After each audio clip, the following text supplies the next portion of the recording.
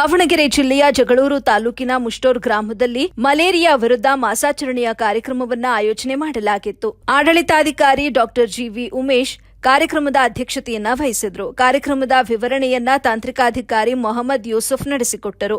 ನಿರೂಪಣೆಯನ್ನ TT Umesh ನಡೆಸಿದ್ರು. ಬಳಿಕ ಕ್ಷಯರೋಗ ಮೇಲ್ವಿಚಾರಕರಾದ ಸಿದ್ದೇಶ್ವರರವರು ಕ್ಷಯರೋಗ ಹಾಗೂ ಮಲೇರಿಯಾ ರೋಗದ ಬಗ್ಗೆ ಜನರಲ್ಲಿ ಅರಿವು ಮೂಡಿಸಿದ್ರು.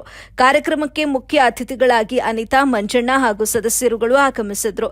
ಕಾರ್ಯಕ್ರಮದಲ್ಲಿ ಪ್ರಾಥಮಿಕ ಆರೋಗ್ಯ ಸಂರಕ್ಷಣಾಧಿಕಾರಿಯಾದ ಜಾನ್ಸಿ, ಆರೋಗ್ಯ ನಿರೀಕ್ಷಣಾಧಿಕಾರಿ ಉಮೇಶ್, ಫಾರ್ಮಸಿ ಅಧಿಕಾರಿ ರೋಜಾ, ಪಿಡಿಒ ಜಯಣ್ಣ, ಪರಮೇಶ್ವರಪ್ಪ ಹಾಗೂ ಅಂಗನವಾಡಿ ಕಾರ್ಯಕರ್ತೆಯರು, ಆಶಾ ಕಾರ್ಯಕರ್ತೆಯರು, ಸಿಬ್ಬಂದಿ ವರ್ಗದವರು ಹಾಗೆಯೇ ಊರಿನ ಮುಖಂಡರು ಭಾಗವಹಿಸಿದ್ರು. ವರದಿ ವಸೀಕ್ ಅಹಮದ್, ಎಬಿ ನ್ಯೂಸ್ ಕನ್ನಡ, ಚಿತ್ರದುರ್ಗ.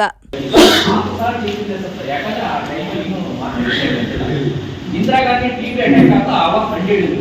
ಅವಾಗ ನಮಗೆ ಟಿಬಿ ಮಾತ್ರೆ ಕಂಡಿಡಿದ್ರು. ಅವಾಗ ಅವ್ರು ಬಚಾವ. ಹಂಗಾಗಿ ಅಮಿತಾಬ್ ಬಚ್ಚನ್ ಸಹ ಟಿವಿ ಮೇಲೆ ಅವ್ರು ಅಡ್ವರ್ಟೈಸ್ಮೆಂಟ್ ನೋಡಿದ್ದೇನೆ ಟಿವಿಯಲ್ಲಿ. ಟಿವಿ ಬಗ್ಗೆ ಅದು ಸಹ ಒಂದು ಟಿವಿ ಬಂದು ಅಂದ್ರೆ ಇದು ಬಡವ ಶ್ರೀಮಂತ ಯಾರು ಕೇಳಲ್ಲ. ಇದು ಗಾಳಿ ಮಾಡ್ಕೊಳ್ರಿ. ಅಕಸ್ಮಾತ್ ನಮಗೆ ಕಚ್ಚಿತ್ತು, ಆ ಕಚ್ಚಾಗ ನಮಗೆ ಡೆಂಗು ಬರ್ಬೋದು, ಚಿಕನ್ ಗುನ್ಯಾ ಬರ್ಬೋದು, ಇಲ್ಲ ಮಲೇರಿಯಾ ಬರ್ಬೋದು.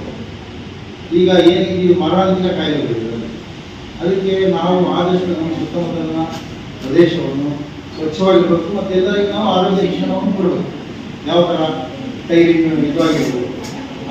ಈಗ ಟೈರ್ ಮಲೇರಿಯಾ ಮಾಸಾಚರಣೆ ಮಾಡ್ತಾ ಇದ್ವಿ. ಪ್ರತಿ ವರ್ಷದಂತೆ ಈ ವರ್ಷಕ್ಕೂ ಕೂಡ ಜೂನ್ ತಿಂಗಳಲ್ಲಿ ಹೆಚ್ಚಾಗಿ ಮಳೆ ಜಾಸ್ತಿ ಬರೋದ್ರಿಂದ ಮಲೇರಿಯಾ ಮಾಸಾಚರಣೆ ಮಾಡ್ತಾ ಇರೋದು. ಇದು ಮಲೇರಿಯಾ ಒಂದು ಸಾಂಕ್ರಾಮಿಕ ಕಾಯಿಲೆ. ಇದು ಒಂದು ಸೊಳ್ಳೆಗಳು ಬರುವಂಥ ಕಾಯಿಲೆ. ಹೆಚ್ಚಾಗಿ ಇದು ಬರೋದು ಹೆಣ್ಣು ಫಿಮೇಲ್ ಅನಾಫಿಲಸ್ ಹೆಣ್ಣು ಸೊಳ್ಳೆಯಿಂದ ಕಚ್ಚುವಿಕೆಯಿಂದ ಬರುತ್ತೆ.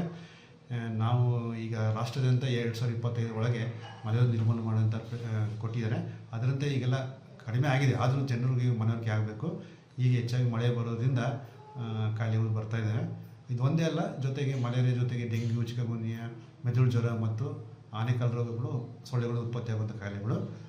ಇದು ಹೆಚ್ಚಾಗಿ ಮಲೇರಿಯಾ ಬರೋದು ಚರಂಡಿ ನೀರಲ್ಲೂ ಉತ್ಪತ್ತಿಯಾಗುವಂಥ ಮೊಟ್ಟೆ ಇಟ್ಟು ಉತ್ಪತ್ತಿಯಾಗುವಂಥ ಕಾಯಿಲೆ. ಜನರು ಇದು ಅರಿತುಕೋಬೇಕು. ಮನೆ ಮುಂದೆ ಏನು ಕಸ ಕಡ್ಡಿ ಹಾಕಿದಾಗೆ ಸ್ವಚ್ಛತೆ